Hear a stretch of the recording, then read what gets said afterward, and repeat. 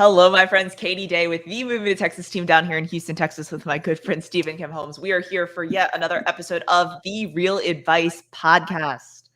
I am really pumped for today's guest. I met him in real life a few months ago, and it was just blown away by the amount of knowledge he has, the amount that he's willing to share, and all that he has done in a fairly short amount of time in real estate. My friend in Atlanta, Georgia, I hate to say that, but my buddy in Atlanta, Georgia, Greg Goad, what's going on, man? What's happening, guys? Woo! Super stoked to be here. Yep. Steve's Thanks always for good that, with Katie. the round of applause and dance moves, sitting down dance moves. So if you're watching on video, you get to see it. If not, you're just like, what are they talking about? But anyways, Greg, how's it going today, man? How are you? It's great. I've been all over creation. It's with it is with our business. I get a phone call in the morning. I get an email where a property came back on the line. I've got some clients. I service the northwestern part of Georgia, so outside of Atlanta, suburbs, inner city. But this one specifically, it's an hour from me. And it was a 14 acres, and it came back online, and cash buyers from Florida got to go see it. So jumped in the car, rode over there, and it may check out. I don't know. The crawl space looked a little sketchy. What's something like that cost? I'm always curious. Like, real estate's so varying across the country. This one was small. It was in this little town called Taylorsville, 14 acres. This was a 3-bedroom, 2-bath home on a crawl space, $359K. Wow, that's sweet. Yeah, that is sweet. Steve, what would $359,000? Let's put aside the jokes of Canadian money versus American money, and what would $359,000 any dollars get you in Canada, in Toronto? In Toronto, nothing. A parking spot, maybe? Parking spots now downtown Toronto are selling at $180,000 a pop. So 2 parking spaces, perhaps. Yeah, you get a good deal. Let me repeat that. A parking spot downtown Toronto is about $180,000 a pop. That's crazy. Yeah. All right, let's dig into the podcast. Yeah. People are listening. They're like, we don't care about the prices. Who cares? Who cares? But if you're looking for some land, a house on some land in Atlanta, clearly, still can get that for a pretty decent rate. That is like BFE Atlanta, FYI. I was supposed to say, yeah. I was realizing as I said that an hour outside of Atlanta. If you're looking for a rural lifestyle, call very much so, Mr. Greg. Anyways, all right, Greg. For those that may not know you, tell us a little bit about yourself, kind of how you got into real estate, what you did before real estate. What's your story, man? Oh man, so I got into real estate in 2016. Before that, I was actually working and living in national parks. We did seasonal jobs, my wife and I. We got married in Montana. We lived and worked in Big Sky, Montana. I worked in Yellowstone National Park. I worked on Cumberland Island, Georgia. I was in food and service for, I'm going on 15 years. So we got married, and then after we got married, went on our honeymoon. We were coming back, and we had flown into Bozeman. It's an hour drive back to Big Sky, and we were like halfway back, and I look over, and my wife is ugly crying, and I'm like, oh my God, no, what is happening? And she said, I'm homesick, and I miss my family. I miss birthdays. I miss Christmas. I miss all these things. I want to move home. So fast forward the tape a little bit. I was at a men's retreat back in Atlanta, and I was telling my buddy about this conundrum I'm in. I'm like born, raised Augusta, Georgia.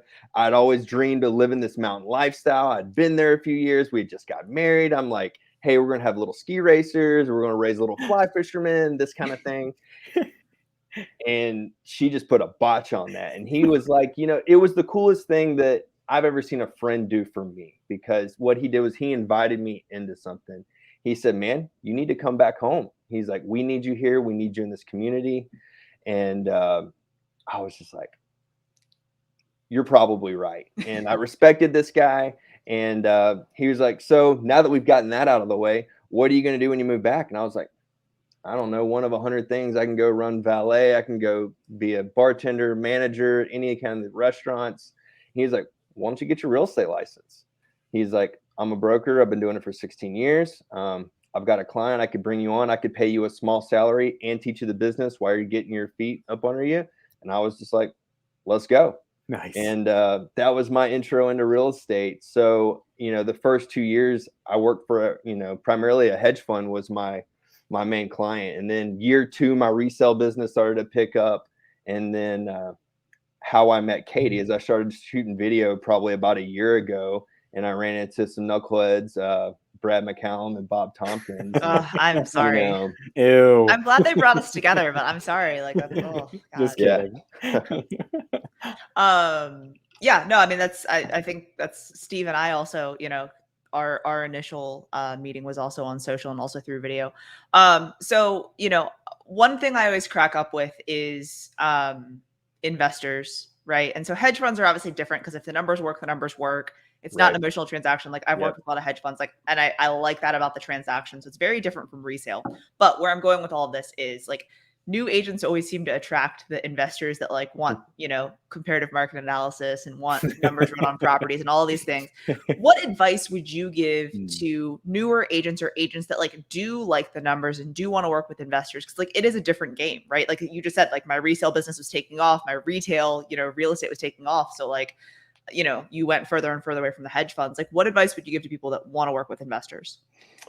I would say find out who's wholesaling properties in their area, right? So who's going out, who's got cold call centers, who's finding these properties before they hit the market. Because like in the greater Atlanta area, there's 8 million people here, right? There's 8,000 plus agents in our MLS. I mean, that is ridiculous. So if it hits the market, it's too late, So for anybody looking for flips, anybody looking to buy portfolios, anything like that, I would probably say you need to find a wholesaler that you can get in bed with, that you can hang out with. Not literally. I mean, unless literally, but yeah. Nah, maybe. Well, yeah. No, maybe. Float your boat. Yeah. That's great advice. You okay? Okay. Yeah, So I'm good.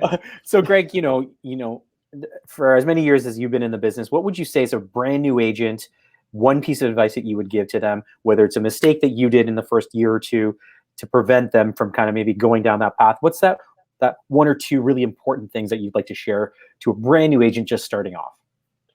So I always go brand, right? So I'm the brand. Like y'all can see me right now. Like I know the podcast, you can't see me, but I've got, a button down like fly fishing tech shirt and a backwards hat. Like this is my brand. The first year I went out, I had my wife, she's a photographer, I had her do the professional shots with the tie. And, my hair was in a ponytail and it was slicked back. And it's just like, that's not me. And I was trying to fit in a bucket where it was like, there was 8,000 other agents doing the same thing, So a little over a year ago when I started doing video, that's when I really was like, you know what? I'm done wearing the suit. I'm done trying to run that rat race. I need to like cut the cord between like what makes me unique and find a niche market and find people that want to work with me. And that's what I found with video is I'm drawing people in that want to work with me. I don't even have to have like a listing consultation really, because they call me like, let's go, let's run the numbers, So, what advice would you give to people that like are starting out with video, right? Like what kind of tactical things? Because like, now knowing you in person, now knowing you for a while, like, everyone's video improves, right? And it's continually improving. Like what would you say would be some tactical things? Like if you've never shot a video, you're starting out today, what would be some things that you would give as far as advice? So I would say trying to find somebody to shoot it for you. I would not say go out and spend $1,000 or $2,000 on a camera or a gimbal or anything like that. I would say try to find somebody that's going to shoot it for you and that can edit it for you. And if you're looking at costs, you can shoot for the moon and pay $3,000 for a videographer for a good 10-minute video or something like that. Or you could go to the local college that has tech and find someone who's wants to do an internship or something like that. And you can find somebody early on. So me specifically, I actually dipped into the church pool. So I go to a big non-denominational church and they do live broadcasts every Sunday. So you got guys running around with gimbals the entire service. Wow. And so I'm seeing this and I'm thinking about it like a year ago is when I was like, okay, I want to shoot this unique, cool listing that I have. and I'd seen Brad's stuff, and I was like, I can emulate this. I just got to find somebody that can shoot it. So I tried to reach out to some of these big name people in Atlanta. I couldn't even get a call back, honestly, and that was the struggle.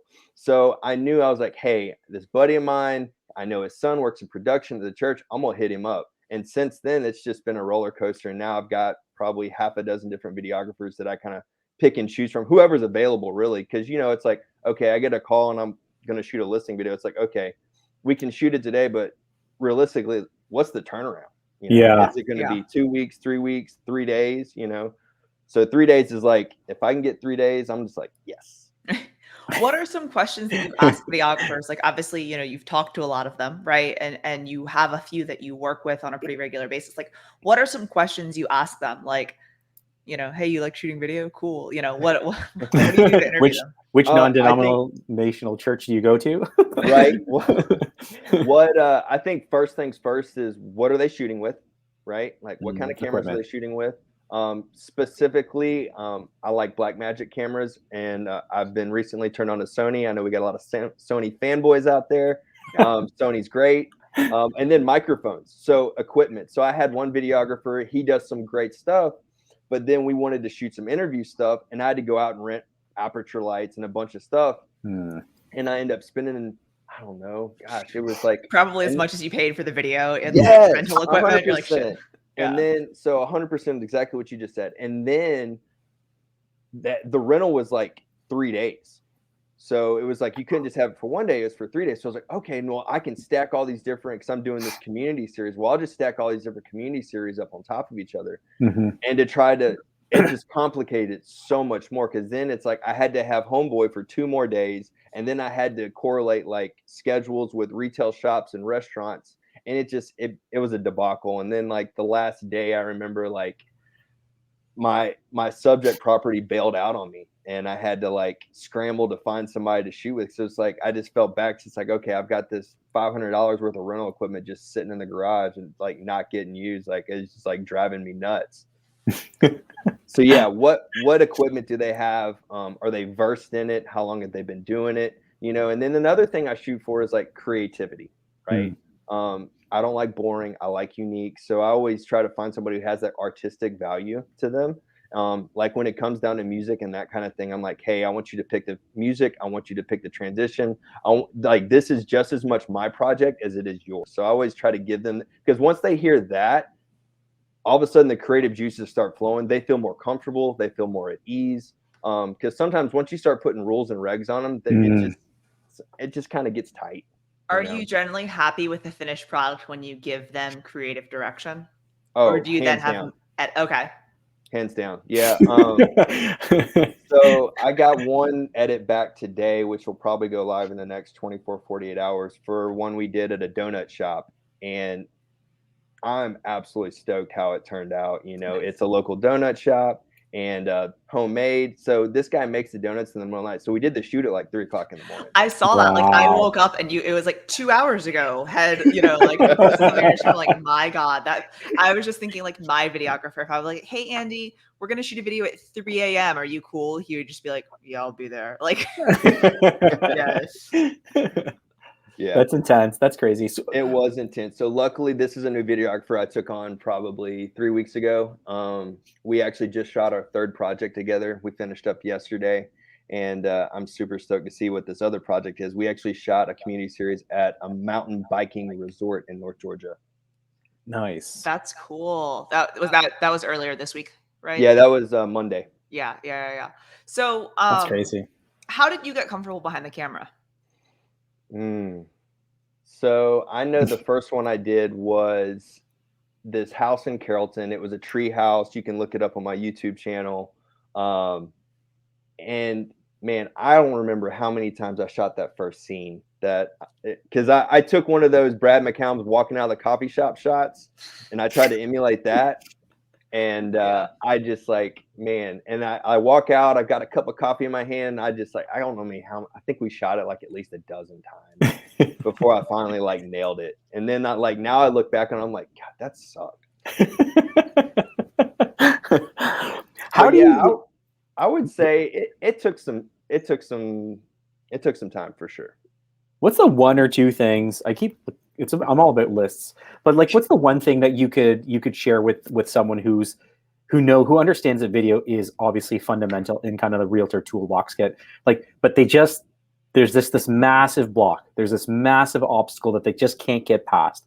What's that one thing you can tell or share with them about just busting through, brand yourself, who cares what everyone else is doing in the marketplace? What's that one thing, practical thing that you can share with the listeners and the viewers about getting over that hurdle of doing video? Just get out there.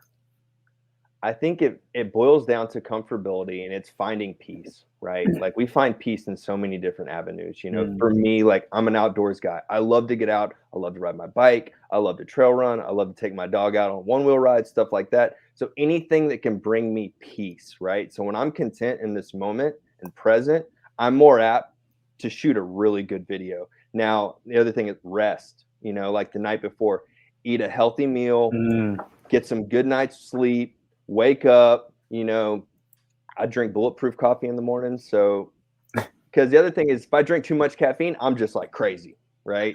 Just jittery, can't string sentences together, any of that kind of stuff. So I drink Bulletproof coffee. So like, what Bulletproof coffee does is the NCTO acts as like time release, right? So time release, like in pharmaceuticals, it releases like throughout the day. That does the same thing with caffeine. So like when you're drinking a cup of coffee, because of the butter and the NCT oil that is in there, it slow releases over time. So instead of being just totally jacked and then crashing, it's just a steady, just like nice, and then it just like lets you off at the end.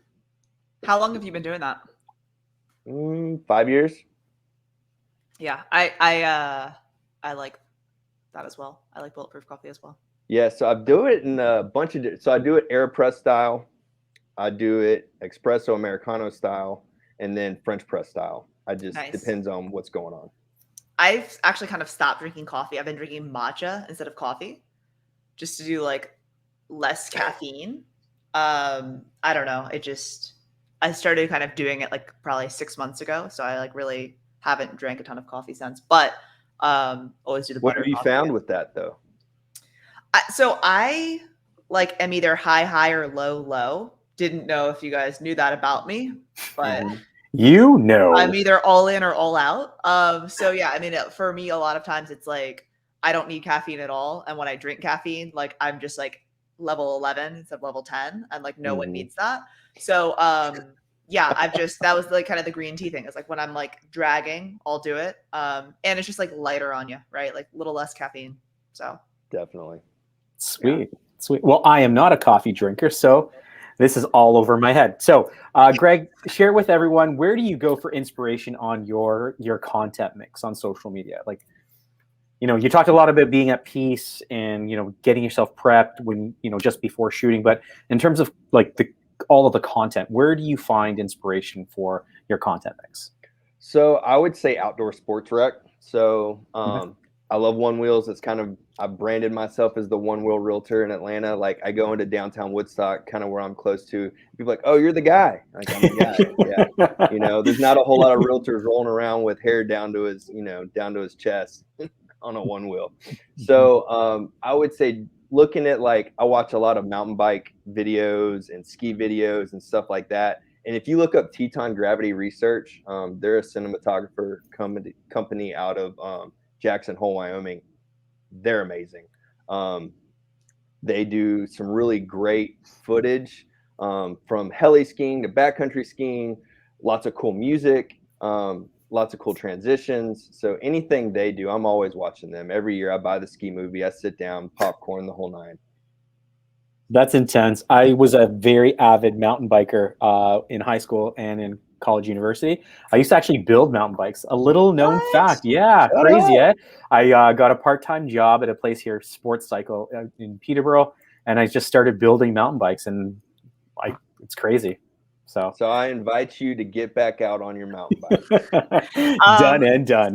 So no offense to Steve, but Greg, I don't think you realize how old Steve is. He's Asian, so he like you think he's like 25. You're like, oh yeah, you just finished university and high school, but he's old, man. Don't tempt him with a good time.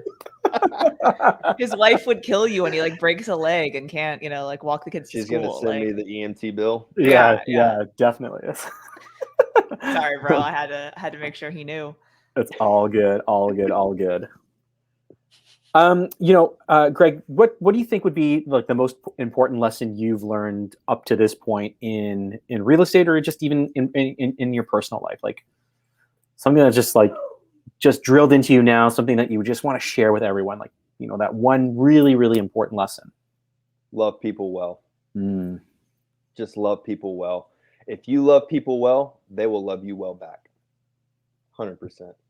That goes in business, that goes in relationships with, your spouse, your children, anything, neighbors, all that kind of stuff.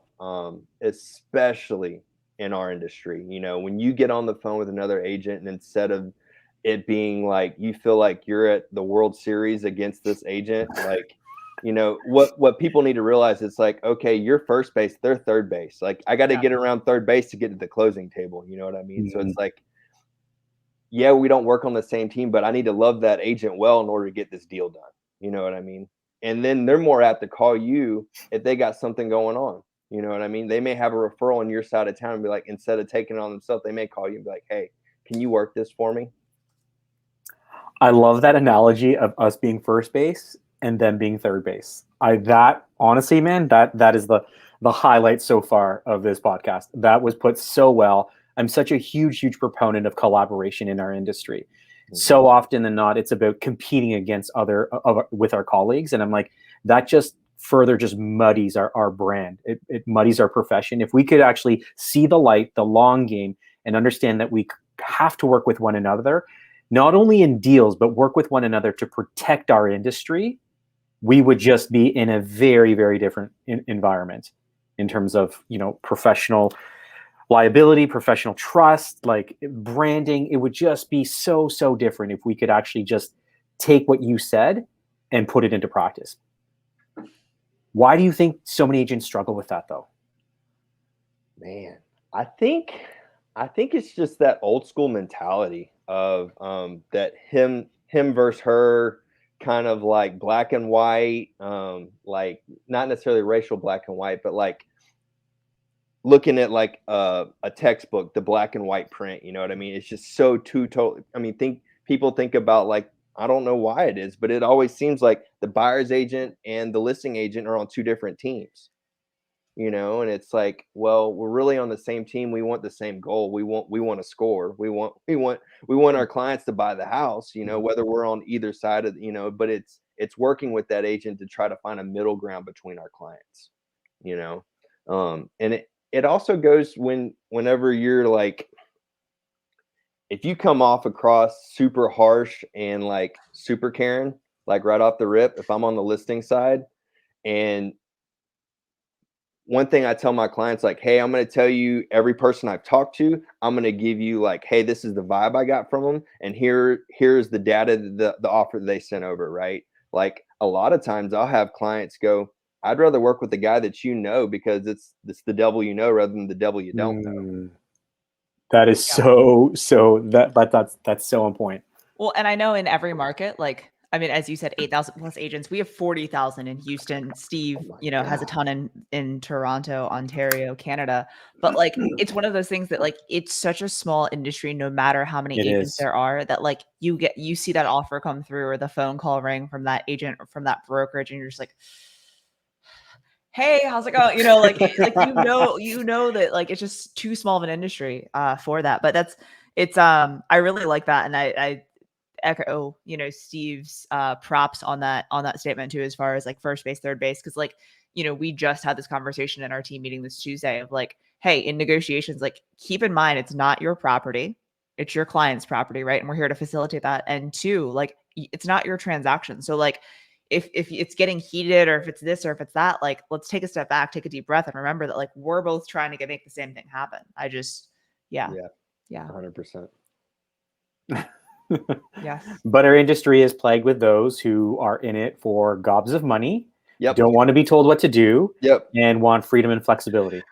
Right. My favorite's negotiating through text message. No, not really. I had literally, so the deal went 100% golden. We closed. My clients are stoked. The seller was the agent. I have yet to speak with him once. We No texted way. the entire transaction. I was just like, I called, left messages. He would text back. I'm just like, okay. That's funny. Thankfully, I've never had that happen. That's crazy. That's intense. Yeah. What would you say, Greg, would be a disruptor? Like, you're a smart guy, you obviously have your pulse with what's happening in the market. What do you anticipate being, in 2022, 2023 as being kind of a disruptor? And what I mean about disruptor, it could be a positive or a negative for the real estate industry. What do you think? I think as rates begin to rise, it's gonna affect us a lot. Not as in, I think it's gonna pull a lot of the first-time home buyers off the shelf, and it's going to be a lot of portfolio buyers. It's going to be a lot of people upgrading, using their equity to move on to the next house. Because I mean, think about it. Okay, if I got to come up with 3%, and then I'm paying 6 or 7% now. Now I'm not saying that's what it's going to be at. I think right now today it's like just over 3% on a 30-year fixed conventional loan. But I mean, say it gets up to 5% again. I mean, you just added $500 or $600 to your mortgage. Some people can't handle that. So I think it's going to pull a lot of those buyers off the market.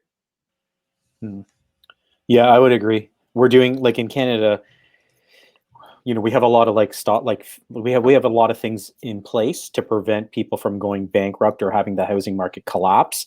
But the issue here, and the question I get asked all the time is like, well, there's going to be a bubble, the housing market's going to crash. I said, you got to look at the trends. We have too many people coming into the city, and we're not building enough homes.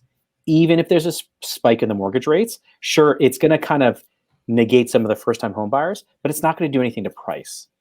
We just have far too great of demand, and we have no inventory. So is your market similar to that? Like, it's just you guys are struggling with inventory right now?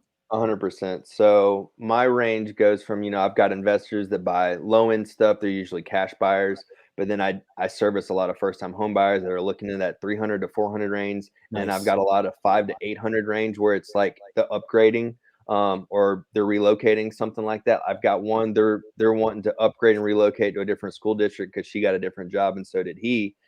And they're in the mid 500s. Literally, like, I haven't had a new house pop for them in like 2.5 weeks. I'm looking for lots for them with a custom home builder, but it's like in Cherokee County where they want to be, trying to find a lot and building parameters and all that kind of stuff. If I don't talk and have an open dialogue with the custom home builder, like, I need to, because once you have a specific budget in mind for two people that are in the working class that don't have a ton of money, they only have a set amount of money, like, there is no going over budget, Yeah. So like I sat down with 2 or 3 different custom home builders and I've got 3 different answers for square footage per build. Like right now the average is like 175 to 200 per foot. It's just like, wow. So yeah, I would say inventory definitely still super low, but we have a lot of new construction happening right now, but it sells out fast. So I would say anybody who has first-time home buyers, if you can develop relationships with some of these agents that are working these new construction neighborhoods, and they can call you and be like, hey, I've got lots A, B, and C are coming up, do you have anybody? Now that I've worked with them several times, they want to do a deal with me. They don't want to it goes back to the devil.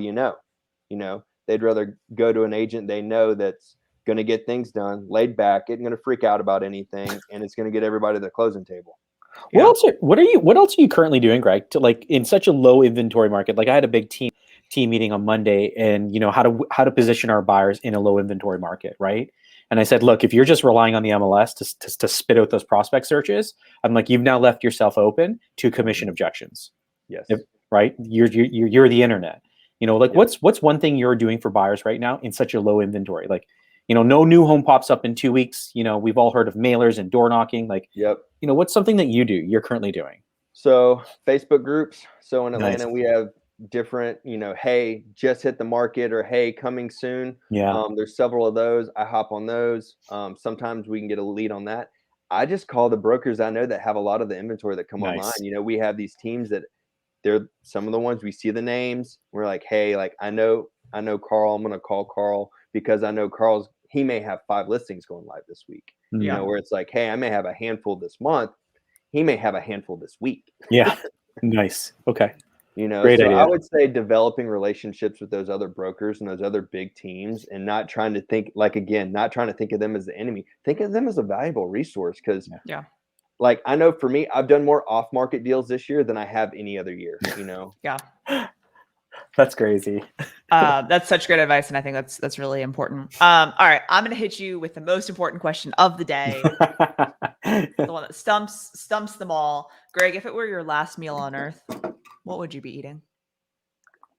Ooh, I would be eating anywhere or anything. Anywhere or anything. It can be homemade. It could be an old family recipe. It could be something out to eat. Definitely out to eat. Oh man, you just messed me up there, because I thought of this thing that my grandmother used to do. Yep, I'm turning the corner. I was going one direction, I'm going another direction now. It's a Japanese home dish called shabu shabu. Yeah. And my grandmother, during special occasions, she used to do it with the wok on the table with the rice noodles, and you take the raw beef off the plate and you cook it in the broth right in front of you. Like, that's it. My guy. I just got shabu a week ago, and it was when it was cold. Actually, the night that we talked on the phone, Greg. Okay.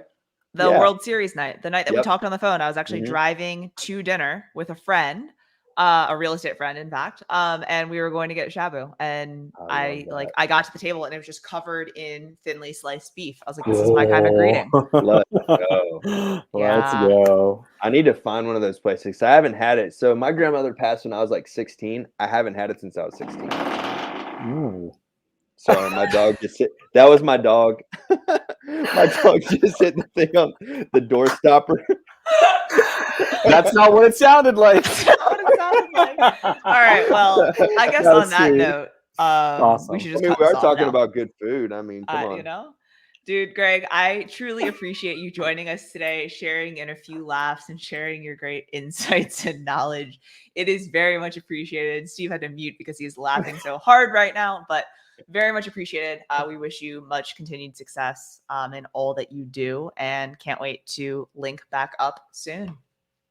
Thanks, guys. Thank you, Katie. Thanks, Steve. Y'all appreciate rock. you. Peace. Later.